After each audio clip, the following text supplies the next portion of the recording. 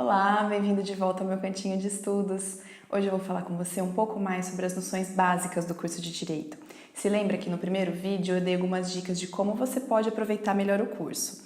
E aí no segundo eu falei tudo o que você precisa saber sobre como utilizar melhor o seu vade-mecum. Lembra? Agora, no vídeo de hoje, eu vou dar um pulo lá para o final do curso, para quando você já estiver com o canudo na mão. Eu vou te falar a respeito das carreiras jurídicas, das áreas de atuação de um bacharel em Direito. Vamos lá?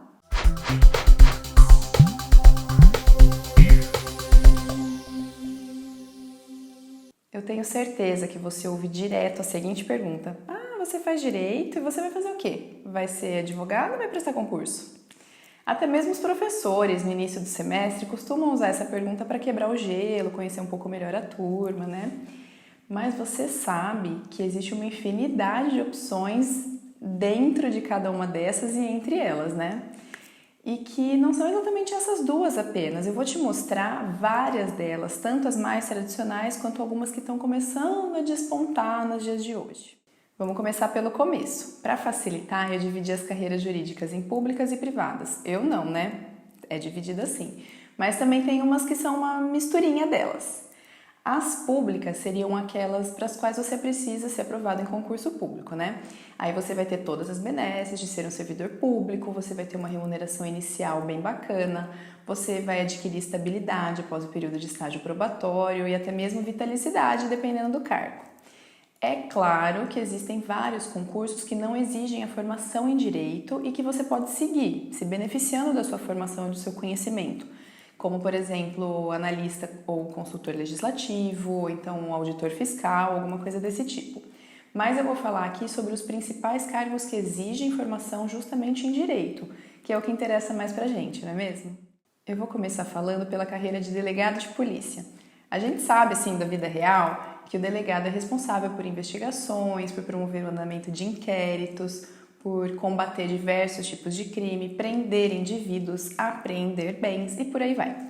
O delegado pode ser funcionário do Estado, na Polícia Civil, ou da União, da Polícia Federal. E tem também a Polícia Rodoviária Federal. O concurso é super concorrido e é cheio de fases. Tem a tradicional prova de provas e títulos, né? Que envolve inclusive avaliação médica, investigação social, testes físicos e depois um curso de formação profissional de mais de 400 horas aula lá na Academia de Polícia. Tudo isso é eliminatório. E o salário dizem que compensa. Na Polícia Civil varia por estado, mas inicia lá na casa dos R$ 10.000. E já o delegado federal tem uma remuneração maior inicial já lá pelos 20.000. Agora vamos falar da magistratura, ou seja, a carreira que se inicia ali pelo cargo de juiz. Os concursos podem ser para a justiça estadual, federal, do trabalho ou militar. E ocasionalmente os juízes podem atuar também na justiça eleitoral, que não tem um concurso específico e são juízes de outras áreas que atuam. Bom, o magistrado tem que sentenciar, conduzir os processos judiciais e aí o nível de especialização dele vai depender muito da comarca onde ele atua. Ele pode ficar restrito a uma determinada matéria, como criminal, infância e juventude, por exemplo, ou ser mais generalista. O concurso também é muito concorrido. Ele é composto por exame físico, mental, provas de proficiência jurídica, prova oral, prova técnica e exige um tempo mínimo de formação e atuação profissional, além de alguns outros requisitos. Os salários não são nada ruins também, já partem lá na casa dos R$ 20.000, além de vários benefícios de acordo com o estado, férias de 60 dias, depende de qual o estado, etc. A carreira de procurador é também muito atrativa para os bacharéis em direito. É a tal da advocacia pública. Os procuradores são, digamos assim, os advogados das unidades administrativas. É o procurador do município, por exemplo, que vai representar a prefeitura num processo na qual ela é parte. E a mesma coisa em âmbito estadual, representando o estado para o qual ele trabalha. Na esfera federal, a coisa é um pouquinho mais complexa. A Advocacia Geral da União representa a União, judicial e extrajudicialmente. Só que tem um pequeno detalhe: quando o assunto é fiscal, quem assume é o procurador da Fazenda. Já na representação das autarquias e fundações, quem atua é a Procuradoria Geral Federal. Os concursos aí nesse caso variam muito, a depender do âmbito estadual, federal, etc. E também varia muito entre os diferentes estados, mas, via de regra, os salários iniciais são elevados, facilmente passando dos R$ 10.000. Outra carreira muito visada pelo acadêmico de direito é a defensoria pública. O defensor público é um advogado que defende os interesses de particulares, de cidadãos brasileiros, porém daqueles que não têm condições financeiras de pagar por um advogado, então são pagos pelo poder público, né? É o poder público que financia, que paga os serviços desse advogado que vai atender um particular. O concurso é muito difícil, concorrido, e a remuneração não chega assim a cifras tão elevadas quanto a de algumas outras carreiras, mas continua muito atrativa. Também vale a pena mencionar que nem todos os municípios têm uma defensoria pública e, por isso, a prestação desses serviços gratuitos na representação judicial de cidadãos que não têm condições de pagar um advogado acaba acontecendo através de convênio com a OAB. Então, é muito comum que advogados recém-formados, recém-aprovados em exame de ordem, se inscrevam para atuar por meio desse convênio. Eles vão adquirindo experiência no atendimento a clientes, na realização de audiências e recebem por isso uma remuneração com base na tabela de honorários da OAB. É uma boa dica para quem precisa de experiência logo no comecinho. Além dessas duas últimas carreiras, que são os advogados do poder público e os advogados dos necessitados, é também muito procurada a carreira de promotor de justiça, que seria, assim, nesse comparativo, o advogado da sociedade. O promotor, ele atua como representante do Ministério Público, ele participa de investigações, promove denúncia, ou seja, ele é o titular da ação penal pública, e ele representa o Estado na acusação do réu. O promotor atua também na fiscalização e defesa da sociedade fora da área criminal, buscando a proteção do patrimônio público, do meio ambiente, de tantos outros direitos coletivos e difusos. O concurso é concorridíssimo. Além de ser uma área de atuação que desperta muito interesse e que é altamente valorizada pela sociedade, os salários são bem atrativos, iniciando já lá na casa dos R$20 mil. Bom, essas são as carreiras jurídicas mais visadas no setor público. Agora eu quero falar de uma área muito interessante que fica numa espécie de limbo ali entre público e privado. Eu estou falando da área de cartórios. Por que esse limbo? Acontece que as atividades realizadas pelos tabeliães, notários e registradores têm natureza pública, porém a própria Constituição delega essas atividades para que particulares a exerçam. E esses particulares são aprovados em concurso público e passam a ser titulares das suas serventias. E a partir do momento que se é titular de um cartório, você passa a administrá-lo como se fosse uma empresa. Você cuida da gestão, de contratações, de demissões e por aí vai. Então, diferente dos cargos públicos propriamente ditos, na atividade cartorial não há uma remuneração fixa, e tampouco um teto, o que faz com que os primeiros colocados nos dificílimos concursos consigam escolher cartórios em que a arrecadação mensal ultrapassa a casa dos milhões de reais.